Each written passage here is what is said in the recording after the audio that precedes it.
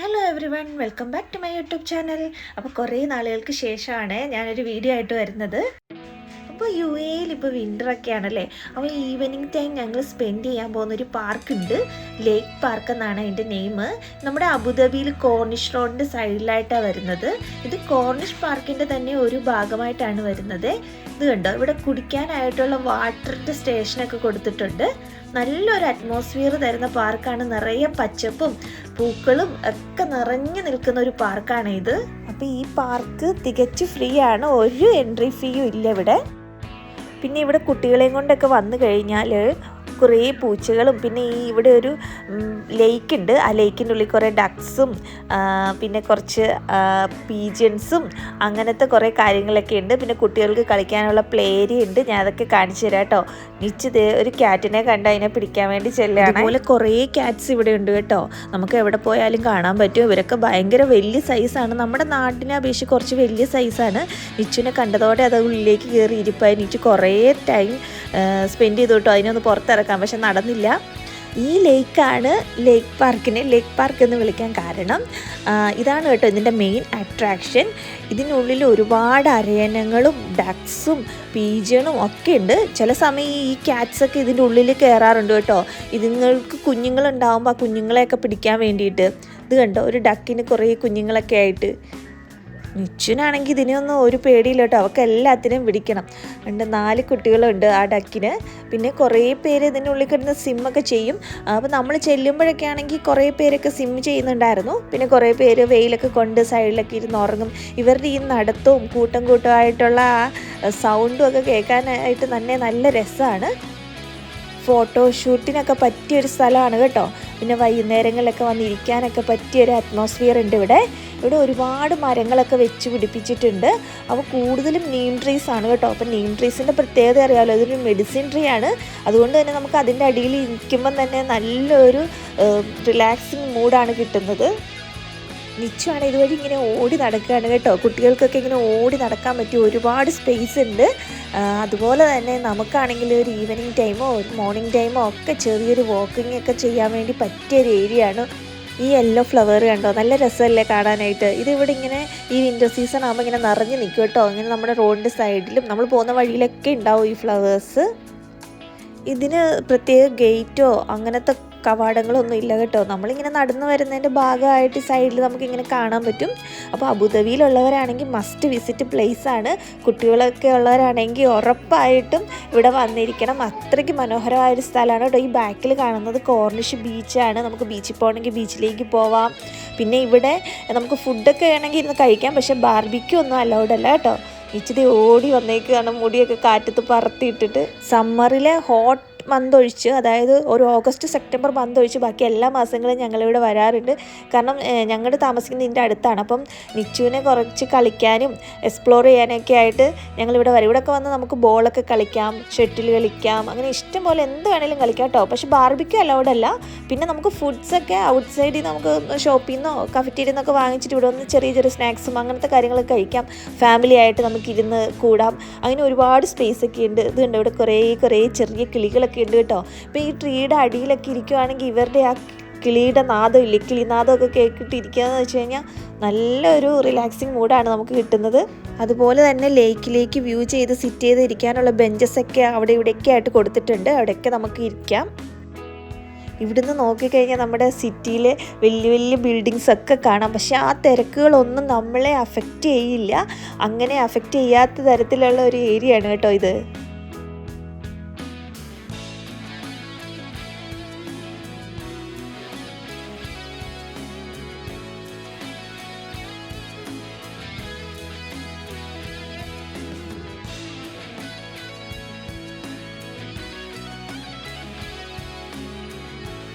പിന്നെ നമ്മുടെ കുട്ടികൾക്ക് സൈക്കിൾ, സ്കൂട്ടർ അങ്ങനത്തെ സാധനങ്ങളൊക്കെ ഉണ്ടെങ്കിൽ അതൊക്കെ ഇവിടെ കൊണ്ടുവന്നത് ഈ വഴി കൂടെ ഒക്കെ ഓടിക്കാം കേട്ടോ. അതുപോലെ അവർക്ക് അങ്ങനെ ഓടിക്കാനുള്ളൊരു സ്പേസും കൂടിയുണ്ട്. ലാർജ് ഏരിയ തന്നെയുണ്ട് കേട്ടോ ഇവിടെ. കോർണിഷ് പാർക്കിൻ്റെ ഒരു ഭാഗമാണ് ഈ ലേക്ക് പാർക്ക്. അതുകൂടാതെ family park, formal park, recreation park എന്ന് പറഞ്ഞിങ്ങനെ ഈ പാർക്കിനെ പലതായിട്ട് തിരിച്ചിട്ടുണ്ട്. കാരണം ഇതൊരു 9 കിലോമീറ്ററോളം നീളുന്ന പാർക്കാണ് കോർണിഷ് പാർക്ക് എന്ന് പറയുന്നത്. നമ്മുടെ മീന തൊട്ട് മറീന മാൾ വരെ ഉണ്ട് കേട്ടോ ഈ പാർക്ക്. നിച്ച അവിടെ കിടന്നൊരു പൂച്ചേനെ തൊടാൻ പോയതാണ്. അത് പ്രഗ്നൻ്റ് ആയതുകൊണ്ടാണെന്ന് തോന്നുന്നു ഇച്ചിരി ദേഷ്യപ്പെട്ടിട്ടുണ്ട്. അടുത്തത് ഈ പാർക്കിൻ്റെ മെയിൻ അട്രാക്ഷൻ ഈ ഒരു ബ്രിഡ്ജാണ്. ഈ ലേക്കിനെ ക്രോസ് ചെയ്ത് വരുന്ന ബ്രിഡ്ജ്. ഫോട്ടോഷൂട്ടിൻ്റെ റീൽസിൻ്റെയൊക്കെ മെയിൻ സ്പോട്ടാണിത്. നമ്മളെപ്പോൾ വന്നാലും കാണും ഇവിടെ ആരെങ്കിലുമൊക്കെ നിന്ന് ഫോട്ടോ എടുക്കുന്നത്. ഇതിൻ്റെ ഇവിടെ നിന്ന് നോക്കുകയാണെങ്കിൽ തന്നെ നല്ല മനോഹരമായൊരു സൺസെറ്റ് കാണാൻ പറ്റും. ഈവനിങ് ടൈമിലാണ് നമ്മൾ വരുന്നതെന്നുണ്ടെങ്കിൽ.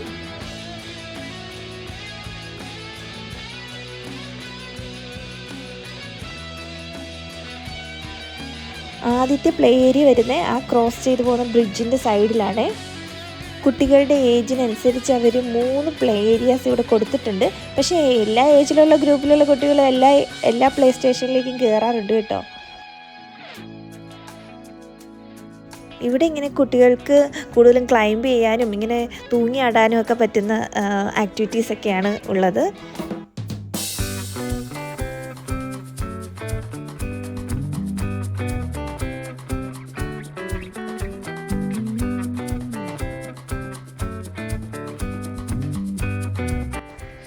അവിടുത്തെ കളിയൊക്കെ കഴിഞ്ഞ് നിച്ചുന് സ്ലൈഡ് ചെയ്യണമെന്ന് പറഞ്ഞു. അപ്പോൾ സ്ലൈഡിങ് ഉള്ള പ്ലേ ഏരിയ അടുത്ത സെക്ഷനിലാണ് ഉള്ളത്. അപ്പോൾ നമ്മൾ അങ്ങോട്ടേക്ക് പോവാണ്. അപ്പോൾ ഇതുവഴി തന്നെ നമുക്ക് നടന്നു പോവാം.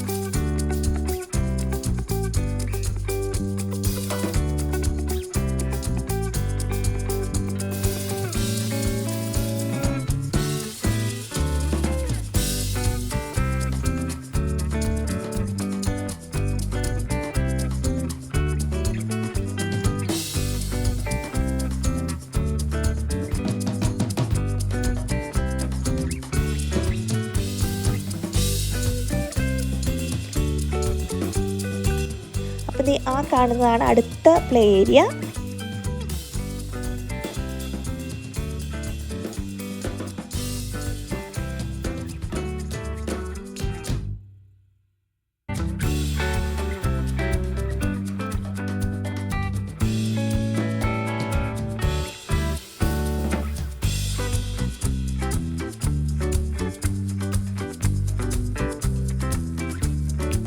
വീക്കെൻഡിലൊക്കെ ആണെന്നുണ്ടെങ്കിൽ ഒരുപാട് ആൾക്കാർ വിസിറ്റ് ചെയ്യുന്നൊരു പ്ലേസാണ്.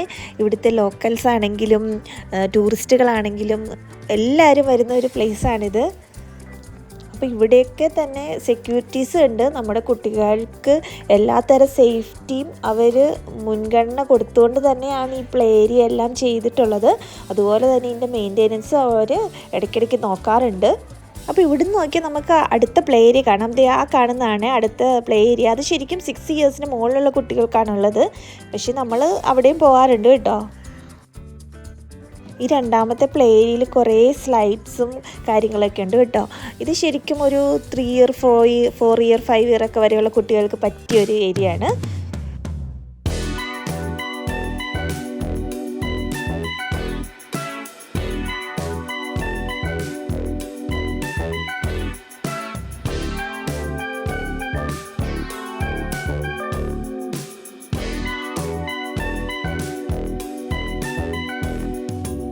അങ്ങനെ അവിടുത്തെ കളിയൊക്കെ കഴിഞ്ഞ് നിശ്ചിത അടുത്ത സെക്ഷനിലേക്ക് പോവാണ്. ഇവിടെ കുറച്ചും കൂടെ അഡ്വഞ്ചറസ് ആയിട്ടുള്ള ആക്ടിവിറ്റീസൊക്കെ ഉണ്ട് കേട്ടോ. കുറച്ചും കൂടി പൊക്കം കൂടി സ്ലൈഡ്സൊക്കെയാണ് ഇവിടെ ഉള്ളത്.